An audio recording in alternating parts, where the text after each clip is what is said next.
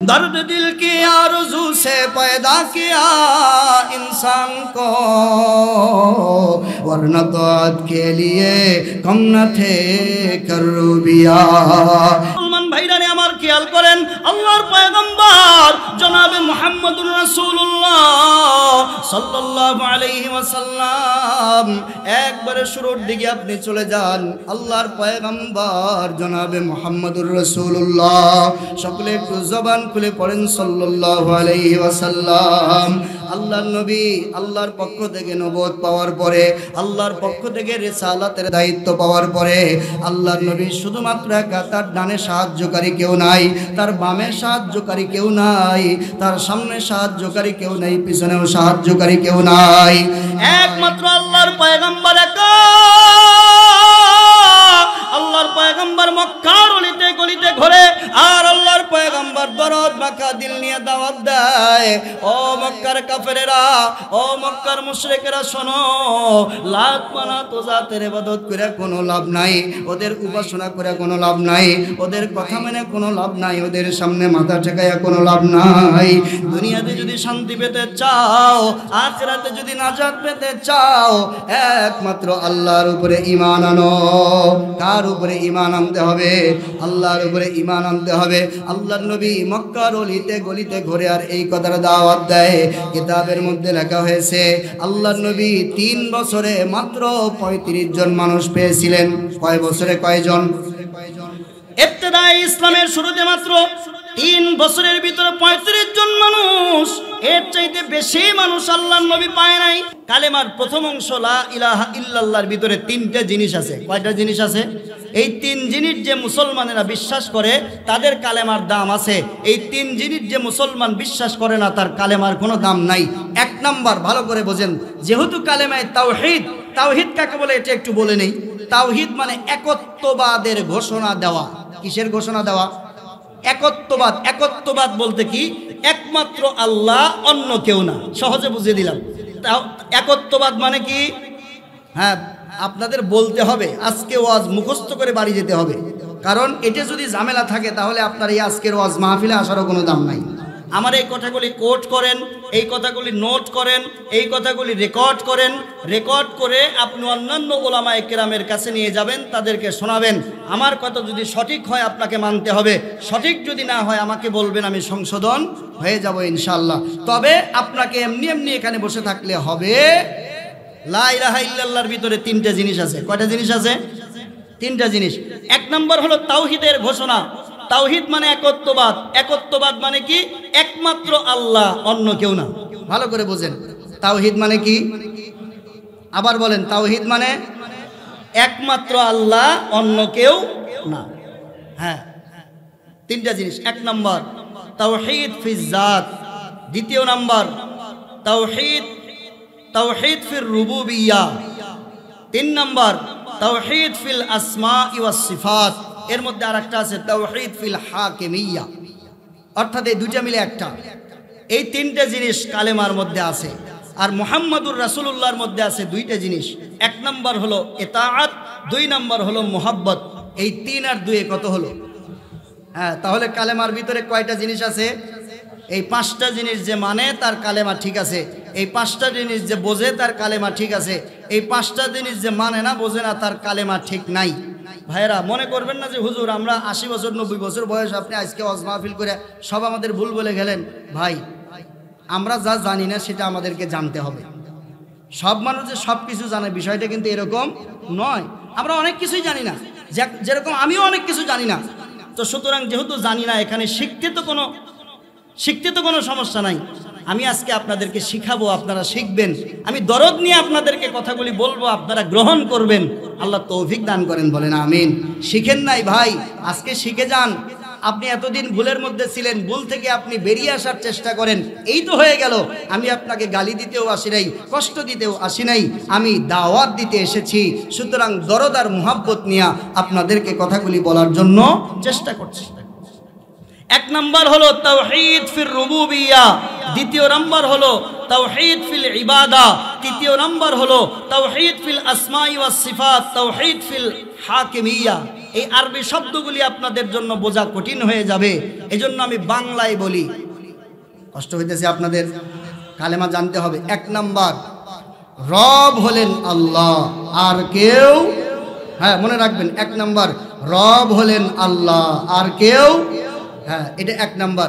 2য় number হলো ইবাদত হবে একমাত্র আল্লাহর, আর কারো, আবার বলেন, ইবাদত হবে একমাত্র আল্লাহর, আর কারো, বিধানদাতা হিসেবে মানব একমাত্র আল্লাহকে, অন্য কাউকে। এই 3 কথা আপনাদের বুঝে আসছে? হ্যাঁ, এই 3 কথা আপনাদেরকে বুঝতে হবে। আবার শোনেন, আবার শোনেন, রব হলেন একমাত্র আল্লাহ, আর কেউ, ইবাদত হবে একমাত্র আল্লাহর, আর কারো, বিধানদাতা একমাত্র আল্লাহ, আর কেউ।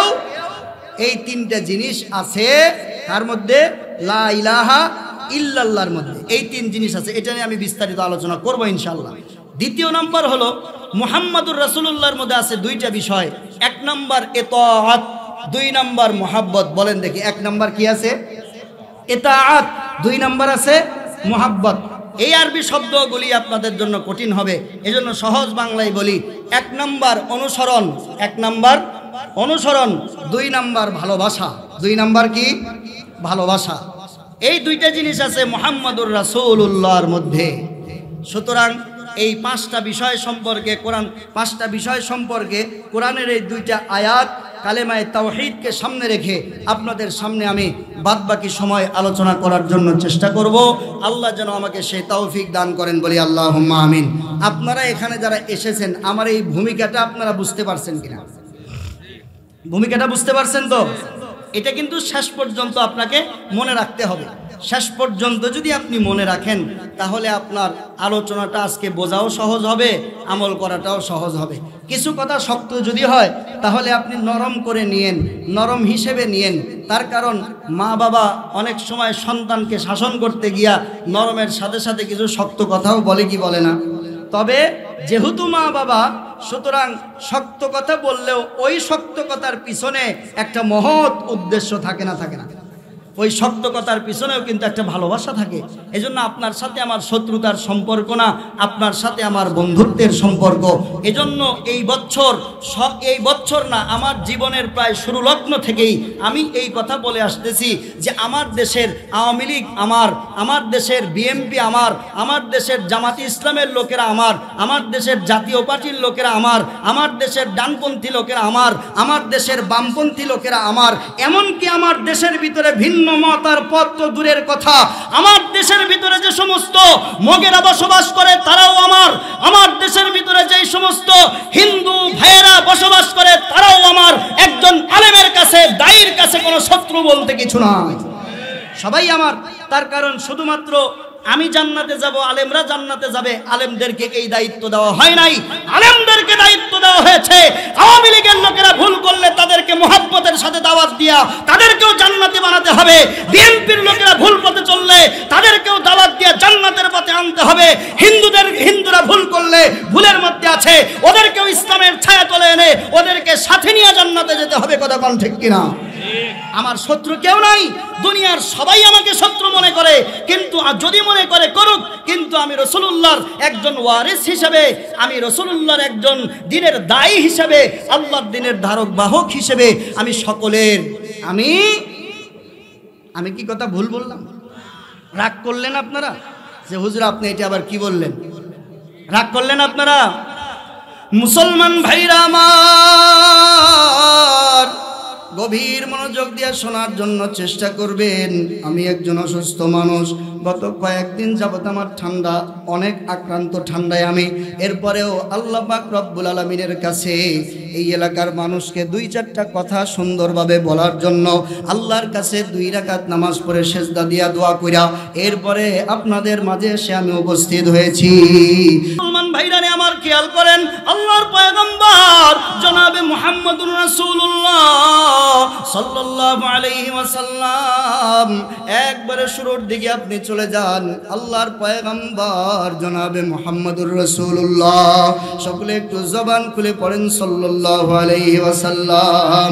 আল্লাহর নবী আল্লাহর পক্ষ থেকে নবুয়ত পাওয়ার পরে, আল্লাহর পক্ষ থেকে রিসালাতের রিসালাতের দায়িত্ব পাওয়ার পরে আল্লাহর নবী শুধুমাত্র একা, তার ডানে সাহায্যকারী কেউ নাই, তার বামে সাহায্যকারী কেউ নাই, তার সামনে সাহায্যকারী কেউ নাই, পিছনেও সাহায্যকারী কেউ নাই, একমাত্র আল্লাহর পয়গম্বর একা। আল্লাহর পয়গম্বর মক্কার অলিতে গলিতে ঘোরে, আর আল্লাহর পয়গম্বর দরদ মাখা দিল নিয়ে দাওয়াত দেয়।